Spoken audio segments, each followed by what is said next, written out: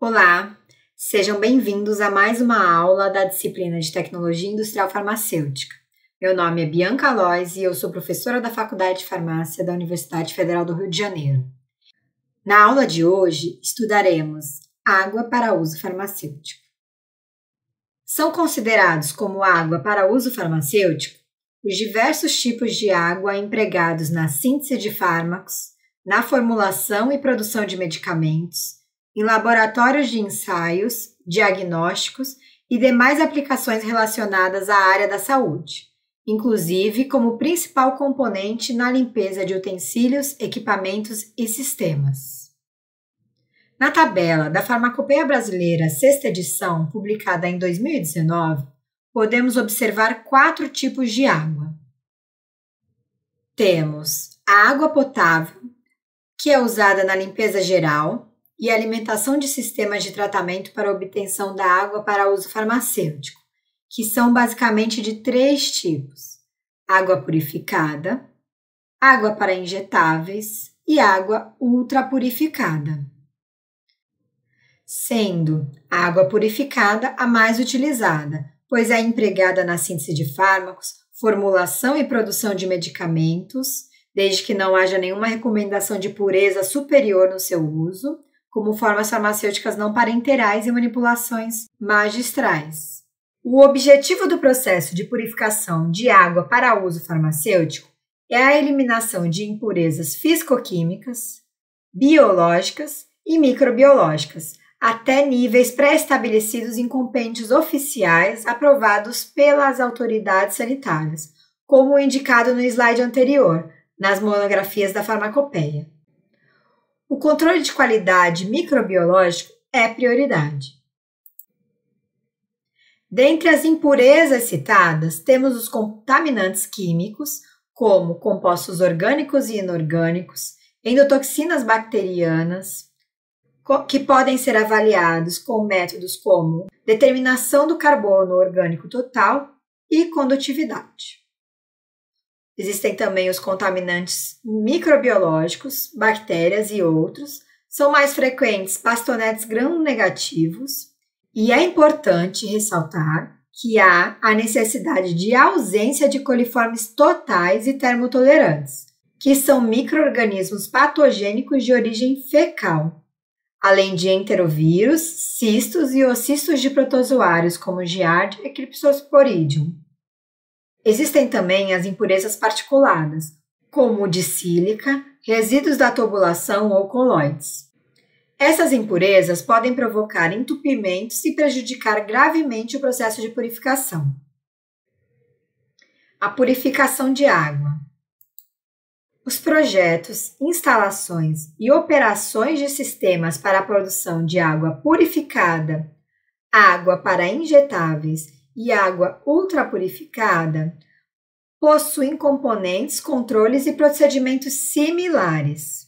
O que diferencia é a presença de parâmetros de endotoxinas bacterianas na água para injetáveis e nos seus métodos de preparação, especificamente no último estágio. Essas similaridades de parâmetros de qualidade possibilitam estabelecer uma base comum para o projeto de sistemas destinados à obtenção desses tipos de água, sendo pontos críticos diferenciais o grau de controle do sistema e os estágios finais de purificação necessários para a remoção de bactérias, endotoxinas bacterianas e reduzir a condutividade. Os sistemas de tratamento de água empregam operações unitárias sequenciais, os estágios de purificação, que estão voltados à remoção de determinados contaminantes e proteção de estágios de purificação subsequentes. As tecnologias utilizadas para a obtenção de água purificada podem ser deionizadores, osmose reversa, ultrafiltração, eletrodeionização ou uma combinação dessas tecnologias. Para a obtenção de água para injetáveis são utilizadas a destilação, osmose reversa e ultrafiltração. Na pré-filtração ou filtração inicial, temos a presença de filtros de areia ou combinação de filtros. Essa etapa tem a função de remover contaminantes particulados na faixa de tamanho entre 5 e 10 micrômetros, essencialmente para proteger as tecnologias subsequentes. A adsorção por carvão vegetal ativado é empregada para a remoção de compostos orgânicos ou contaminantes como cloraminas.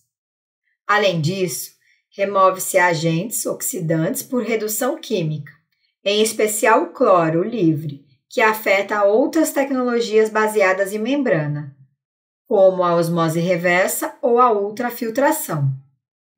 Tratamentos com aditivos químicos são destinados a ajustar o pH ou remover carbonatos e amônia. Para a proteção de outras tecnologias subsequentes, entre elas a osmose reversa. Como aditivos químicos, podemos empregar o ozônio para controle de micro-organismos e o metabisulfito, aplicado como agente redutor para cloro livre. Os aditivos químicos são necessariamente removidos em algum estágio posterior de purificação e não podem deixar resíduos na água final. Essa etapa de desinfecção pode gerar produtos secundários, como trialometanos, cloraminas ou ainda deixar resíduos dos próprios desinfetantes. As cloraminas, em particular, podem danificar irreversivelmente um equipamento de decloração integrante de um sistema de purificação, além de apresentar risco de formação e liberação de amônia. Entre as resinas de troca iônica, temos os abrandadores, deionizadores e eletrodeionizadores. O tratamento com abrandadores é necessário quando a água de alimentação é dura. Essa tecnologia emprega resinas regeneráveis de troca iônica que capturam os íons de cálcio e magnésio e liberam íons de sódio na água. O abrandamento é utilizado na proteção de tecnologias sensíveis à incrustação, como a osmose reversa. É necessário controlar a contagem microbiana com regeneração frequente, recirculação ou outras formas de redução de contagem microbiana para evitar a formação de biofilme.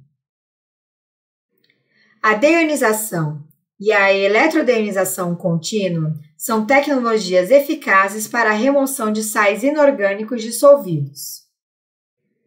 Os sistemas de deionização, também conhecidos como a deionização convencional, produzem água purificada de uso rotineiro, por meio de resinas de troca iônica específicas para cátions ou para ânions. São polímeros orgânicos, geralmente sulfonados na forma de pequenas partículas. As resinas catiônicas capturam os íons liberados, o íon hidrogênio, na água, e as aniônicas liberam OH-. As resinas de deionização são regeneráveis com ácidos e bases. Esse processo isolado não produz água de alta pureza, por haver fuga de pequenos fragmentos da resina, facilidade de crescimento microbiano e por haver ainda baixa remoção de compostos orgânicos. Os sistemas de eletrodeonização contínua combinam resinas catiônicas e aniônicas com membranas semipermeáveis e a aplicação de um campo elétrico, promovendo a remoção de íons de forma contínua. Isto é, sem necessidade de parada para a regeneração. As tecnologias de membranas podem ser por ultrafiltração, filtração com carga eletrostática ou microfiltração para a retenção de micro-organismos. A ultrafiltração é realizada utilizando-se uma membrana especial, com a propriedade de reter moléculas conforme o seu peso molecular e estereoquímica. Denomina-se corte nominal de peso molecular, cutoff, a faixa utilizada para a separação de partículas. Na remoção de endotoxinas, são utilizados filtros na faixa de 10.000 Daltons. Essa tecnologia pode ser usada em uma etapa final ou intermediária do sistema de purificação. Na filtração com carga eletrostática, emprega-se cargas positivas na superfície das membranas e destina-se a reduzir os níveis de endotoxinas que possuem natureza elétrica negativa. Apresentam uma capacidade marginal de redução de micro-organismos, porém sua maior eficiência é devido à remoção de endotoxinas. Na filtração para a retenção de micro-organismos, são utilizadas membranas microporosas com uma especificação de tamanho de poro de 0,2 ou 0,22 micrômetros. Devem ser validadas quanto à retenção por meio de um teste bacteriológico. Essa filtração também é utilizada para filtração de gases ou ventilação de tanques de armazenamento. Ainda em tecnologias por membrana, temos a osmose reversa, que é uma tecnologia de purificação baseada em membranas semipermeáveis e com propriedades especiais de remoção de íons, micro-organismos e endotoxinas bacterianas. Remove de 90% a 99% da maioria dos contaminantes. Existem diversos fatores que são interferentes, como o pH, pressão diferencial ao longo da membrana, temperatura, tipo do polímero da membrana e a própria construção dos cartuchos de osmose reversa podem afetar significativamente essa separação. Existem também outros fatores críticos, como a formação de incrustações provenientes de sais de cálcio, magnésio e outras, e formação de biofilme nas membranas de osmose reversa. Temos também tecnologias como a radiação ultravioleta, que também pode ser utilizada nos sistemas de purificação. São utilizados dois comprimentos de onda, 185 e 254 nanômetros. Esses comprimentos são utilizados para a oxidação de compostos orgânicos e, consequentemente, redução de suas concentrações na água. O comprimento de onda de 254 nanômetros também tem ação germicida nos diversos pontos da sequência de purificação para a redução da contagem microbiana. A destilação é uma outra tecnologia muito importante para a produção de água para injetáveis. Em instalações industriais pode haver destiladores simples, de múltiplos efeitos e os de compressão de vapor, que são usados em geral para sistemas de produção de grande volume. A água de alimentação para esses equipamentos requer controles diferentes daqueles utilizados na osmose reversa. É muito importante o controle da água potável de entrada. No caso da destilação, a concentração de silicatos é bastante crítica, como em qualquer sistema de geração de vapor. Outro aspecto importante é a possibilidade de carreamento de compostos voláteis no condensado. Isso é especialmente importante no que se refere a impurezas orgânicas, como os trialometanos, já citados como resíduos de desinfecção, e gases dissolvidos na água, como o dióxido de carbono e amônio. Assim, é fundamental o controle da água potável de entrada, conforme mencionado sobre a água de alimentação para sistemas de purificação. A obtenção de água para injetáveis é limitada à destilação ou outro processo equivalente ou superior na remoção de contaminantes químicos, bem como micro-organismos e seus componentes. A tecnologia de destilação é consagrada pelo seu longo histórico de confiabilidade e pode ser validada para a produção de água para injetáveis. Porém, outras tecnologias ou combinações destas também podem ser igualmente efetivas e validadas. Para produzir água para injetáveis, há novas e promissoras aplicações validáveis devido ao desenvolvimento de novos materiais para tecnologias, como osmose reversa e ultrafiltração, que permitem operar e sanitizar em temperatura mais elevada, possibilitando uma redução microbiana mais efetiva. Em relação aos materiais utilizados nos sistemas de tratamento de água, existem características importantes a serem cumpridas, como a compatibilidade dos materiais em relação à sanitização, a prevenção de vazamento, a resistência à corrosão. Tanto a água purificada quanto a água para injetáveis são altamente corrosivos. O ácido inoxidável, por exemplo, possui uma camada passiva, que é capaz de protegê-lo da corrosão.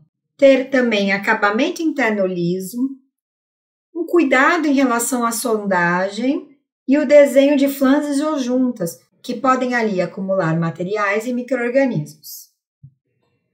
Nas fases de distribuição e armazenamento da água produzida, é importante evitar a contaminação microbiológica, físico-química ou biológica.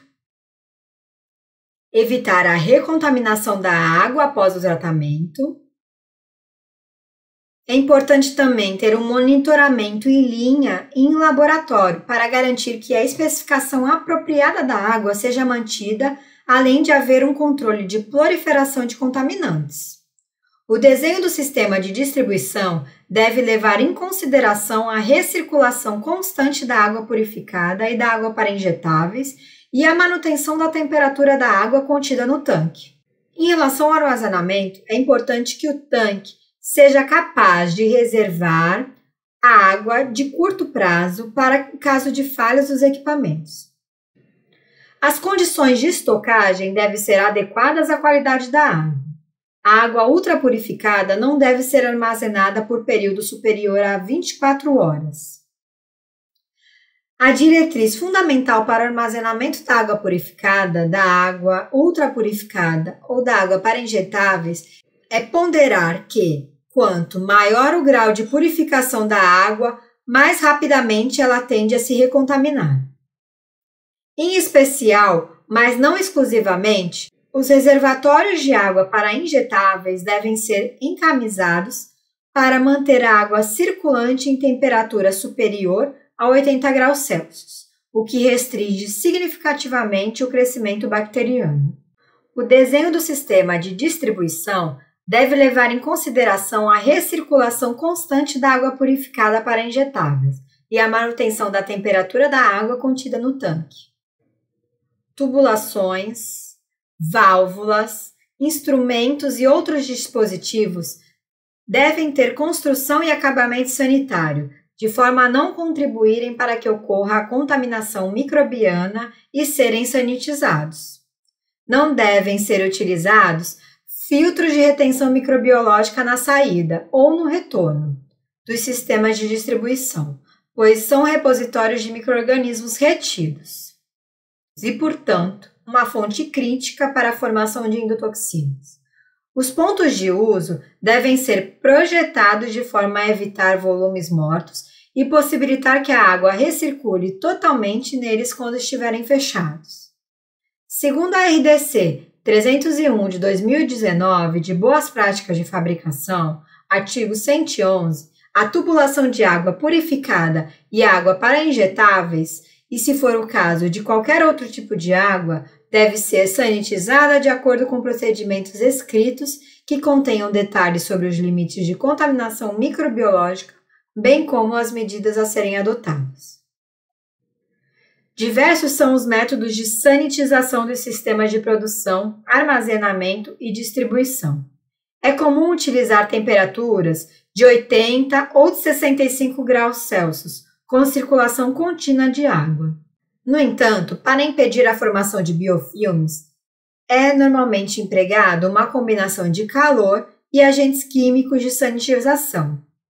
O procedimento de sanitização deve ser devidamente validado.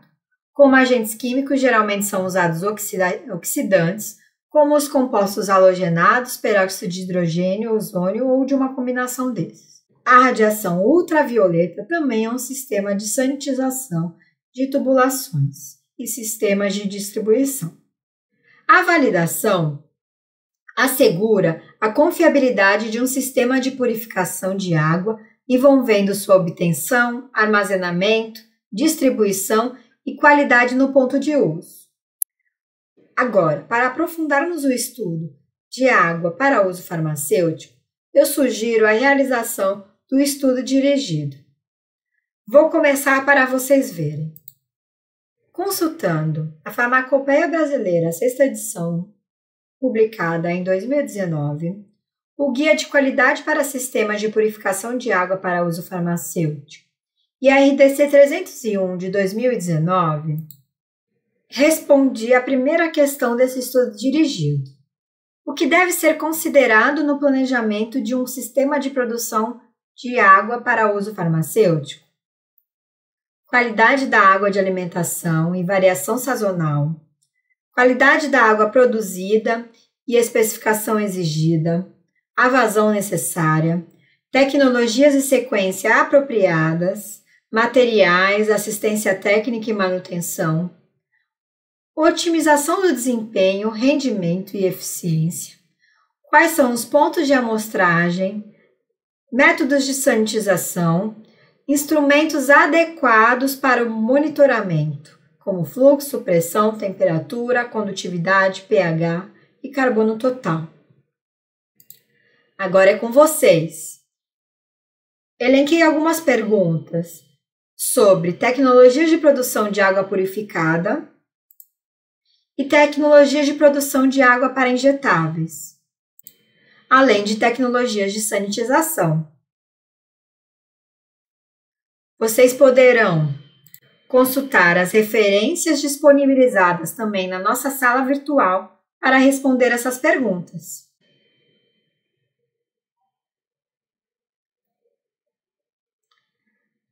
Até a próxima aula!